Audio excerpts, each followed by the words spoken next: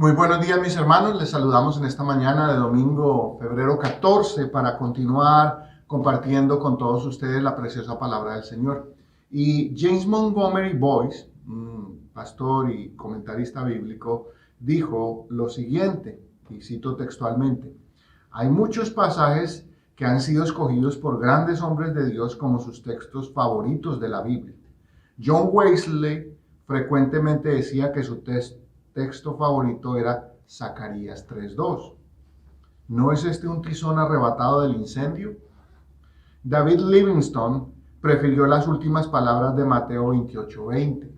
He aquí, yo estoy con vosotros todos los días hasta el fin del mundo.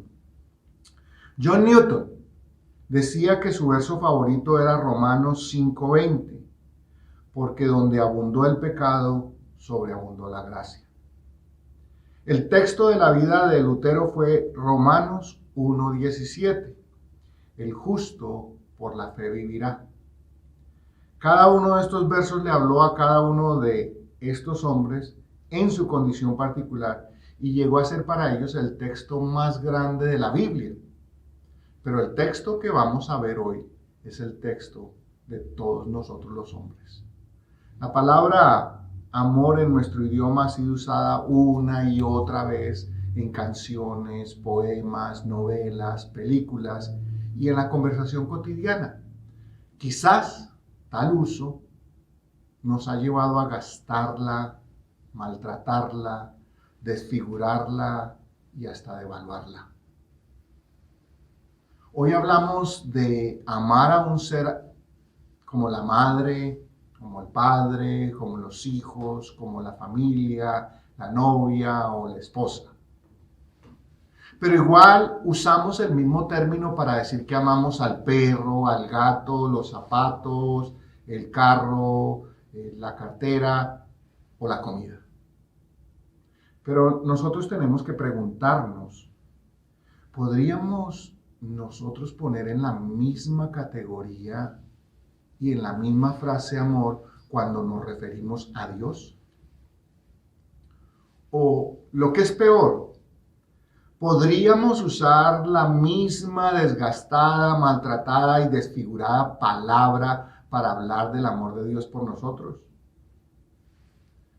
Yo sé que estoy siendo un poco sarcástico, cuando en realidad deberíamos referirnos más a términos como querer, apreciar o estimar en lugar de usar la palabra amar. Desafortunadamente en nuestro rico idioma castellano solo hay una palabra para expresar el sublime acto del amor y es precisamente el verbo amar.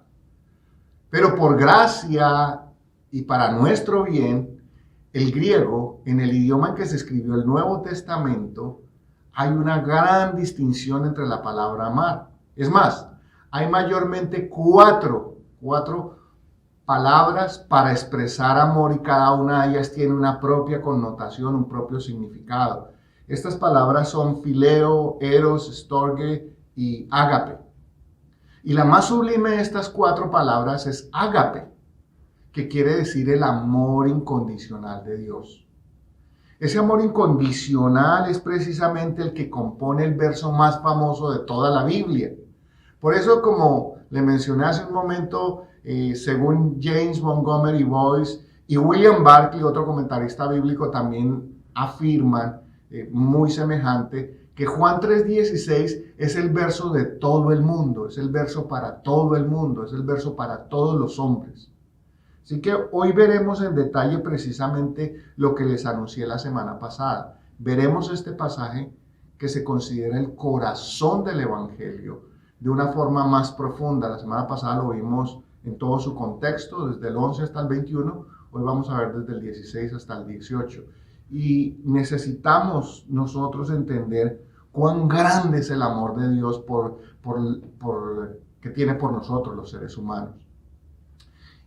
Que fue ese amor lo que lo movió a entregar a su único hijo para rescatar a la humanidad de la condenación. Pero a pesar de ser un pasaje que exalta de manera sublime el amor de Dios por los pecadores, también de manera paradójica relata el rechazo que los hombres hemos hecho de ese amor incondicional y nos advierte de las terribles consecuencias de rechazar ese amor. Así que lo interesante es que debemos examinar el contexto completo de Juan 3:16 a la luz de los versos 17 y 18. Si nos quedamos solo con el verso 16, estaríamos cometiendo un error mortal, porque no solo nos estaríamos fijando en una sola parte del carácter de Dios, y esto no es sano y seguro para nosotros. Desafortunadamente esa es mi opinión personal, creo que así como Juan 3:16 es el verso más famoso y conocido de la Biblia, me atrevería a decir que Juan 3:18 es quizás uno de los menos conocidos y sobre todo menos entendido. Ya se van a dar cuenta por qué les estoy diciendo esto. Así que en esta mañana los invito para que abramos nuestras Biblias en el Evangelio de Juan, el capítulo 3, y vamos a estar examinando los versos 16, 17 y 18. Y prestemos mucha atención a lo que el Señor nos quiere decir a través de este pasaje maravilloso y asombroso de su bendita palabra. Lo que veremos aquí en esta mañana será un asunto de vida o muerte. Y no estoy exagerando, ni tampoco estoy hablando de manera metafórica. Es real. Juan 3:16 es el anuncio más maravilloso que el hombre jamás haya oído. Pero Juan 3:18 es la más solemne advertencia que los hombres también jamás hayamos oído. Por eso en este pasaje, en esta mañana, encontraremos tres aspectos fundamentales sobre los que nos vamos a concentrar. El primero de ellos es que vamos a entender en qué consiste el amor de Dios. El segundo, cuál es el propósito de ese amor. Y tercero, cuál es la respuesta que nosotros los hombres le hemos dado a ese amor. Así que lo invito a que abra su Biblia, ya la tiene abierta. Vamos a empezar con el primer verso. Vamos a examinar el verso 16. Dice, porque de tal manera amó Dios al mundo que ha dado a su Hijo unigénito para que todo aquel que en Él cree no se pierda, mas tenga vida eterna. Ese es el verso más famoso de todas las Escrituras. Ese es. Así que hoy vamos a ver, el primer aspecto que vamos a ver es en qué consiste el amor de Dios. Jesús nos presenta, y quiero recordarles, no olvidemos que estos versos están dentro del contexto de la charla que Jesús tiene con Nicodemo, como lo vimos la semana pasada. Jesús nos presenta en este verso la esencia del Evangelio, que está basado puramente en el amor incondicional de Dios por el mundo. Aquí la palabra amor en el griego es ágape, que significa amor sin condición. Y vamos a sacar de este verso, lo vamos a dividir en tres partes, rápidamente, y vamos a sacar tres principios o tres enseñanzas que Jesús nos presenta de forma maravillosa en este primer verso. Entonces, la primera parte que vamos a mirar es porque de tal manera amó Dios al mundo, para que podamos entender en qué consiste el amor de Dios. Dios ha amado al mundo. Cuando habla la Biblia del mundo, algunas veces se refiere al mundo como planeta, pero la mayoría de las veces se refiere a los seres humanos que habitamos este planeta. ¿Ok? Para que quede claro. Y Dios nos ha amado de tal manera que nosotros no alcanzamos a comprender o entender ese amor. Los judíos tenían el concepto que Dios amaba a Israel y aborrecía a las demás naciones. Y además creían que ese amor de Dios, mejor dicho, ese amor que Dios les tenía era basado en lo que ellos hacían, en el cumplimiento de la ley y su estricta religión. O sea, en otras palabras, ellos creían que se habían ganado el amor de Dios. O lo que es todavía más severo, más preocupante, creía que se lo merecían. La Biblia rechaza ese argumento del mérito humano, de que nosotros hemos hecho algo para merecer ese amor o para ganárnoslo. No, ese amor es producto de la soberanía y la gracia de Dios. Pero Jesús le deja bien claro a Nicodemo que el amor de Dios es incondicional. Por eso para el amor de Dios en la Biblia siempre usamos la palabra ágape. Es ese amor que no tiene condición. para todos los hombres. Es decir, el Señor siempre ha amado a los hombres aún en su condición caída, que ya es sencillamente sorprendente, que alguien lo ame a uno cuando uno lo ha ofendido y se ha rebelado contra él. Esta debe ser una gran razón de gozo para que, aunque los hombres nos hayamos rebelado contra Dios, Él aún así nos continúa amando. Jesús fue enviado al mundo como resultado del amor de Dios. Un comentarista bíblico, J.C. Riley, afirma lo siguiente, y cito textualmente, dice: decir que Dios nos amó debido a que Cristo murió por nosotros es mala teología. Le repito esto. Decir que Dios nos amó debido a que Cristo murió por nosotros es mala teología. Lo correcto es decir que por cuanto Dios nos amó, envió a su Hijo a morir al mundo y por el mundo. Esas son las palabras de J.C. Riley. En realidad, el amor de Dios consiste, y presten mucha atención mi hermano y mi amigo que me escuchan en esta mañana, que antes de que Cristo viniera al mundo y antes de que usted y yo nos arrepintiéramos de nuestros pecados, Él ya nos había amado. Esto es un hecho sorprendente, mi hermano. Dios siempre nos ha amado a pesar de lo que nosotros somos y de cuánto lo hemos rechazado. Pero es necesario hacer una advertencia.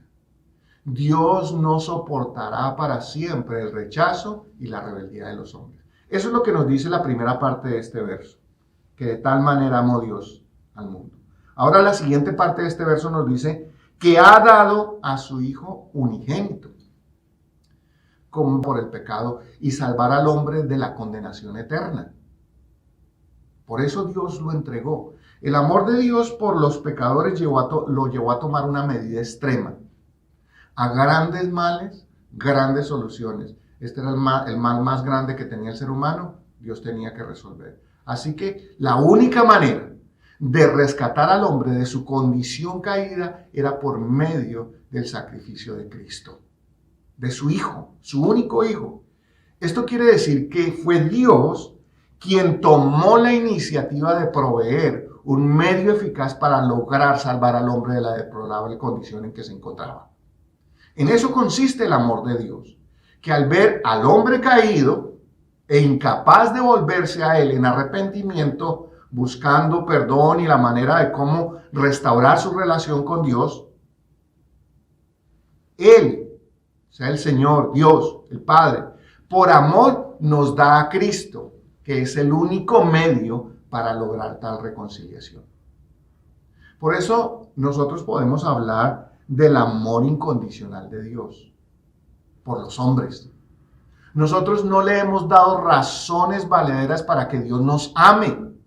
Por el contrario, mi hermano y mi amigo que me escucha, si usted y yo somos honestos con nosotros mismos, hemos hecho todo lo posible por rechazar ese amor y, al igual que Adán y Eva, escondernos, alejarnos de Él, de su presencia. Y sin embargo, Él ha venido en nuestra búsqueda y con ternura, con paciencia, nos ha rogado, nos ha suplicado por medio de su Hijo que aceptemos su amor y su perdón y que nos volvamos a Él. Nada se puede comparar al amor incondicional de Dios por los hombres. Es increíble, a mí se me hace increíble que el Dios de los cielos, el creador de todo cuanto existe, nos esté buscando con tanto amor y con tanta insistencia hasta el punto de entregar a su Hijo por el mundo, por nosotros. Créame, mi hermano, que se lo digo con toda honestidad. Yo no dejo de preguntarme cada día, ¿qué gana Dios con mi amor? ¿Qué gana Dios con nuestro amor? Dios, mire, déjeme ponerlo de esta manera. Dios con su poder podría forzar al hombre a postrarse humillado delante de Él. Con solo hacer así, tendríamos que postrarnos delante de su presencia. Podría someternos por medio del castigo. podría forzarnos a servirlo como un dictador lo hace con el pueblo al que subyuga. Podría incluso forzarnos a adorarle por miedo. Dios podría hacer todo eso con un solo tronar los dedos, con un solo mirar. Pero el Señor sabe que allí no habría amor, no habría una respuesta de amor de nosotros hacia Él. Y precisamente en eso consiste el amor de Dios.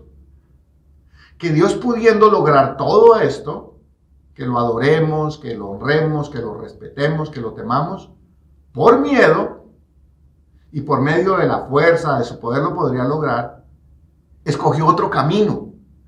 ¿Y cuál es ese el camino que escogió? Escogió el camino del amor, aunque eso le significara o le costara la vida a su único hijo. Hermano, cuando Dios decide amarnos, se arriesga a que nosotros los hombres libre y voluntariamente rechacemos su amor, rechacemos ese amor incondicional, porque para que el amor sea puro e incondicional, tiene que ser libre. En eso consiste el amor de Dios, a amar aún a aquellos que desprecian y rechazan su infinito amor. Nosotros los hombres somos criaturas difíciles de amar. Y si no, pregúntele a los seres que lo rodean. ¿Qué tan fácil es usted de amar? ¿Qué tan fácil soy yo de amar? Por eso es que el amor de Dios es incondicional. La tercera parte de este verso dice: para que todo aquel que en Él cree no se pierda, mas tenga vida eterna. Todo aquel que cree en Él recibirá vida eterna. Pero para que el sacrificio de Cristo tenga el efecto en la vida del pecador, o sea, el pecador, tiene que creer que Dios le ama de tal manera que estuvo dispuesto a ofrecerle un medio como justificación a través de la vida de su único hijo.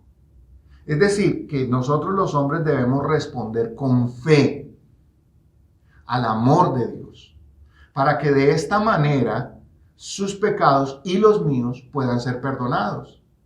Y por los méritos de Cristo, la deuda que usted y yo teníamos para con Dios, por causa de nuestro pecado, fuera cancelada por completo en la cruz. Y como resultado de ese pago, su relación y la mía, su comunión y la mía con Dios se pueda restaurar completamente. Eso es lo que Cristo logró en la cruz. Pero como si ese amor de Dios ya no fuera suficiente o extraordinario, mire, présteme atención a esto. La fe que usted y yo necesitamos para creer en Jesús también proviene de Dios. Y nos la provee el Espíritu Santo. Esa es la obra completa del Dios Trino. El Padre que ama, Jesús que nos muestra su amor y el Espíritu Santo que nos permite creer y experimentar ese amor incondicional del Padre por el Hijo rebelde y desobediente. Es por ese Hijo rebelde y desobediente como usted y yo que nuestro Padre espera cada día que regrese al seno de la familia que tanto lo ama, a esa relación, a esa comunión entre Padre, Hijo y Espíritu Santo. Nos está esperando allí. En eso consiste el amor de Dios, mi hermano. Verso 17. Porque no envió Dios a su Hijo al mundo para condenar al mundo, sino para que el mundo sea salvo por él. Así que vamos a ver el propósito del amor de Dios.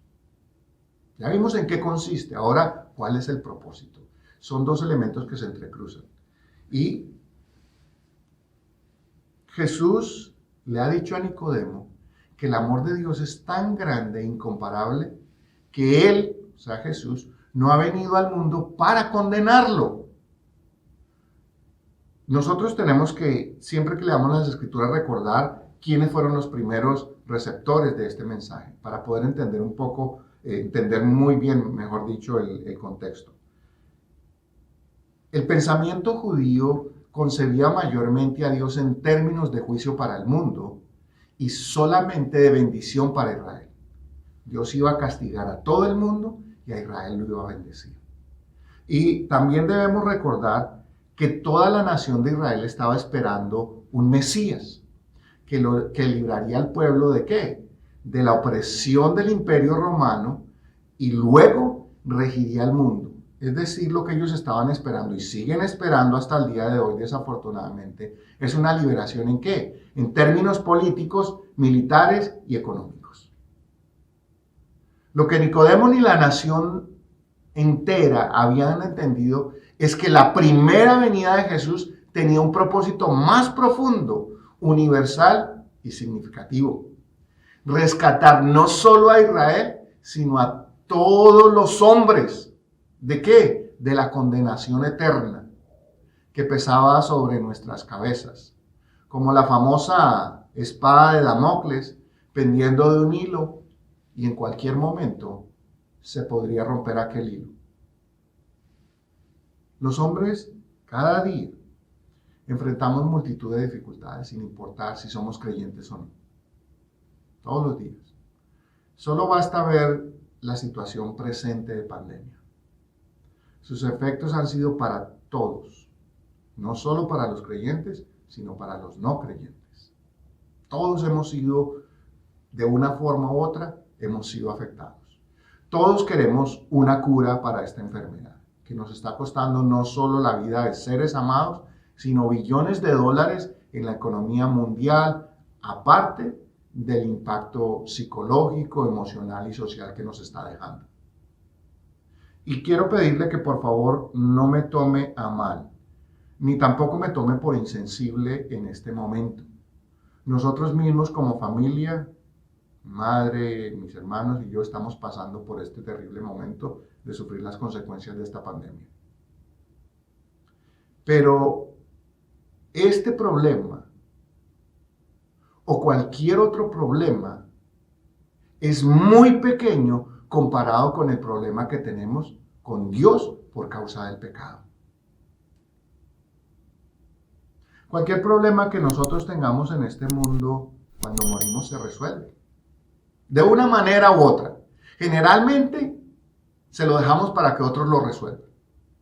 Pero el problema del pecado no se resuelve con la muerte. Por el contrario, finalmente encontrará la sanción que merece. Es por esto por lo que Cristo vino a resolver una vez y para siempre este problema que ninguno de nosotros podemos resolver. Ese era el propósito de su primera venida. La segunda venida será con otro propósito. El propósito de Dios al enviar a Jesús al mundo fue para ofrecerle una salida y una solución permanente a la condición caída del hombre. Dios envió a Jesús por amor, para que nosotros le recibamos y le aceptemos por medio de la fe. Y así podamos ser salvos. Ese es el corazón del propósito de Dios para la humanidad. Aunque Él tuviera que pagar con la vida de su único hijo, tan alto costo. Así que Dios siempre ha querido salvar al mundo, no condenarlo, y eso es lo que este texto nos dice. Pero debemos tener en cuenta que este ofrecimiento, mi hermano, tiene fecha de expiración. Tenemos que recibir el regalo de la salvación que Dios nos ofrece en Cristo mientras estamos vivos. Llegada la muerte, ahí se venció la oferta. El destino eterno de cada uno de los hombres estará sellado. Bien sea para bien a aquellos que se arrepintieron y recibieron a Cristo y fueron salvos por causa del sacrificio que Él hizo y por el amor de Dios. Pero también, desafortunadamente, esta historia de amor tiene otro lado que no podemos ignorar. Y es precisamente ese, que quien lo rechaza enfrentará las consecuencias de haber rechazado a Cristo. Así que este otro lado que normalmente ignoramos es el que nos dice Juan 18. Por eso le decía, Juan 3:16 es el verso más famoso, Juan 3:18, tal vez el menos conocido. Preste atención a lo que dice. El que en Él cree no es condenado, pero el que no cree ya ha sido condenado. ¿Por qué? porque no ha creído en el nombre del unigénito Hijo de Dios. Así que ya vimos en qué consiste el amor de Dios, cuál es el propósito del amor de Dios, y ahora vamos a ver cuál es la respuesta del hombre al amor de Dios. Como le mencioné hace un instante en la introducción, el verso más famoso es ¿cuál? Juan 3:16. Pero 18, Juan 3:18, es el menos conocido. Y el que menos relacionamos con Juan 3:16, porque nos queremos quedar con ese Dios de amor incondicional. Sin embargo, esto no debería sorprendernos, que Jesús le anuncia a Nicodemo cuán grande es el amor de Dios por un lado, pero también le anuncia el precio que tiene rechazar ese amor. La justicia de Dios es perfecta. Es perfecta. Hace unos domingos atrás predicaba sobre el balance perfecto entre la ira y la justicia y el amor de Dios. ¿Recuerdan cuando Jesús entró al templo? Es un balance perfecto. Otra vez lo volvemos a ver aquí. Y a Jesús le dice que Él es el Cordero propiciatorio. Que Jesús es el cumplimiento de esa justicia. Y por paradójico que nos suene, en este verso se expresa maravillosamente balanceada. ¿Por qué? El que cree es salvo, el que no se condena. Jesús deja ver que este cuadro a Nicodemo, por un lado, muestra el amor incondicional y perfecto de Dios por los hombres, hasta el punto, y le repito, envía a su Hijo como ese Cordero propiciatorio para pagar la deuda de nuestro pecado.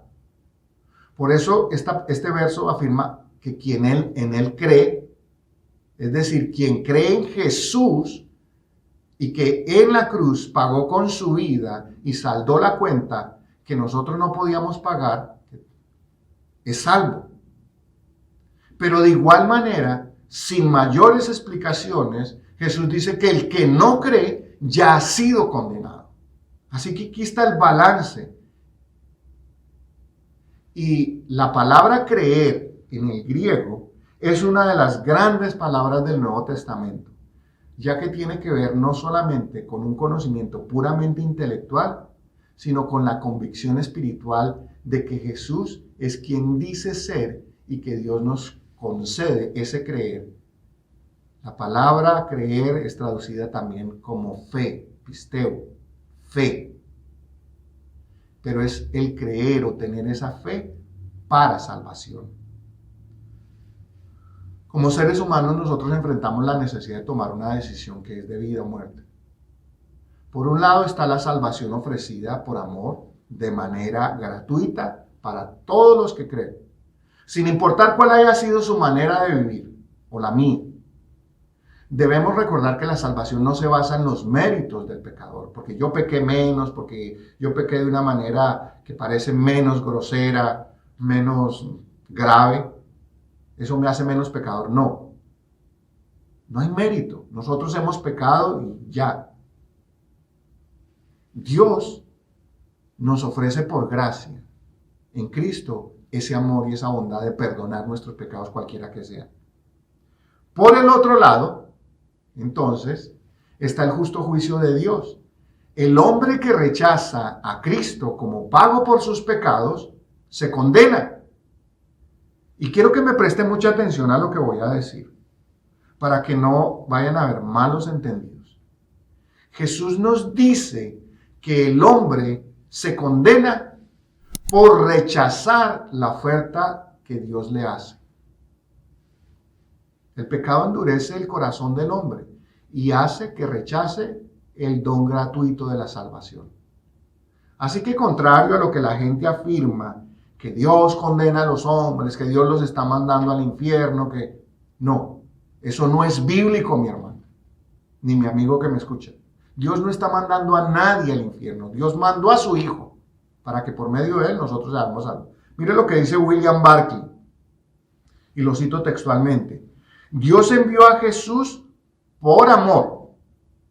Le envió para nuestra salvación. pero lo que hizo por amor ha resultado para condenación. No es Dios el que condena. No es Dios el que condena. Dios solo ama. Es cada uno que se condena a sí mismo. Y añado, estas son palabras mías, al rechazar el amor de Dios, al rechazar a Cristo. Por eso, Juan 3:16 al 18 encontramos ese paradigma. Mientras que por un lado Dios nos ofrece a Cristo por amor como pago de nuestro pecado, y quien cree en Él recibe perdón de pecados, salvación y vida eterna, pero también es igual verdad en este mismo pasaje que quien rechaza a Cristo ya ha sido condenado. ¿Por qué? Porque no hay otro medio por el cual los hombres nos podamos poner a paz con Dios. La justicia de Dios demanda un pago por el pecado. Esa es la demanda de Dios. Nosotros no lo podíamos pagar, lo tiene que pagar alguien. Y ese alguien que pagó fue Cristo. Así que tanto el creyente como el no creyente seguiremos pecando hasta el día que dejemos de respirar. Lo seguiremos haciendo. Pero la diferencia radica en que el creyente cree que Cristo pagó por su pecado, pasado, presente y futuro. Y ahora Dios no nos acusa de nada por causa de los méritos de Cristo. Entonces nosotros nos encontramos en paz para con Dios. Mientras que el no creyente seguirá pecando y no acepta que Dios por amor y gracia le ofrece el medio para el cual él puede ponerse a paz con Él y restaurar su comunión. Lo sigue rechazando. Rechazar a Cristo rechaza el único medio con el cual se puede poner a paz. Dios no obliga a nadie a reconciliarse. Nos ofrece su amor y quien lo acepta es salvo. Pero quien lo rechaza también ya ha sido condenado. Por eso, mis hermanos, es necesario que nosotros veamos siempre Juan 3:16 a la luz de Juan 3:18. Espero que a partir de hoy el verso favorito suyo sea Juan 3:16 al 18. Porque hay perfecta armonía entre el amor y la justicia de Dios. Todos los hombres hemos pecado y todos merecemos el justo juicio de Dios. Sin embargo, Él por amor nos ofrece en Cristo la única puerta. Por eso Jesús dijo que Él era la puerta, la única puerta, para salir de nuestra condición. Él es el único camino, pero es el hombre quien toma la decisión de aceptar o rechazar el amor de Dios. Dios jamás llevará al cielo a la fuerza a alguien, ni tampoco arrojará a alguno al infierno. No, Dios no va a hacer eso. El hombre va a ir voluntariamente al destino que cada uno decide escoger y se hace en esta tierra. Todos los hombres estamos bajo maldición y castigo por haber desobedecido y habernos rebelado contra Dios. Y aunque todos merecíamos el castigo que nuestra transgresión ocasionó, Dios le ofrece a los hombres ¿qué? Una salida, una oportunidad. Mientras que también su perfecta justicia queda satisfecha y cumplida. ¿En quién? En Cristo. Así que su amor queda manifestado en plenitud en Cristo. Es amor y es justicia. Así que Juan 3:16 es el verso para todos los hombres. Nos da esperanza, pero también nos advierte de las terribles consecuencias de rechazar ese amor. El apóstol Pablo describe esta situación claramente en Romanos capítulo 3, los versos 23 al 26, que dice así: por cuanto todos pecaron y están destituidos de la gloria de Dios, todos los hombres, sin excepción alguna, siendo justificados gratuitamente por su gracia mediante la redención que es en Cristo Jesús, el único medio. A quien Dios entregó como propiciación por medio de la fe en su sangre para manifestar su justicia, a causa de haber pasado por alto en su paciencia los pecados pasados, con la mira de manifestar en este tiempo su justicia, a fin de que Él sea justo y el que justifica al que es de la fe de Jesús. El hombre no puede por sus propios medios ponerse a paz con Dios. Es por eso que el Padre nos ofrece a Cristo, para que todo aquel que en Él cree no se pierda, mas tenga vida eterna. Pero quien lo rechaza ya ha sido condenado. No hay otra alternativa para el pecador. O acepta el amor de Dios en Cristo y se salva, o lo rechaza y se condena. Este pasaje no se presta para ambigüedades, mi hermano. Es lo suficientemente claro. Por eso siempre que nos acordemos de Juan 3:16, debemos también recordar que existe Juan 3:18. El pasaje completo nos trae las más grandes noticias que hemos recibido los hombres. ¿Para quiénes? Para los que hemos creído. Pero también trae las peores noticias para los hombres que no han creído. Por eso es un verso para todos los hombres. Cada uno decidirá cómo responde a este llamado. Esta es la gran verdad que Jesús le reveló a Nicodemo aquella noche. Y nos la revela a nosotros hoy. Lo que tú y yo hagamos con la verdad de la revelación de Dios determinará nuestra eternidad. Ahora, mi amigo, que me escucha, en esta mañana es tu decisión. Ahí donde está te pido que inclines tu rostro y vamos a orar. Amado Dios, te damos gracias por tanto amor. Nunca tendremos cómo pagarte por amarnos de esa manera, a pesar de nuestra rebelión y pecado. Jesús amado, gracias por ofrecer voluntariamente tu vida como pago por nuestras transgresiones. Y a ti, Espíritu Santo, gracias por darnos el don de la fe para poder creer en Cristo como Señor y Salvador. Nuestra oración es por aquellos que todavía están rechazando tu amor, Padre, para que finalmente tu Espíritu Santo los convenza de pecado y se arrepientan y puedan recibir el regalo que en Cristo nos has dado. Gracias, Padre, por darnos en un verso de tu palabra esperanza a todos los hombres. En el nombre de Jesús oramos y damos gracias. Amén.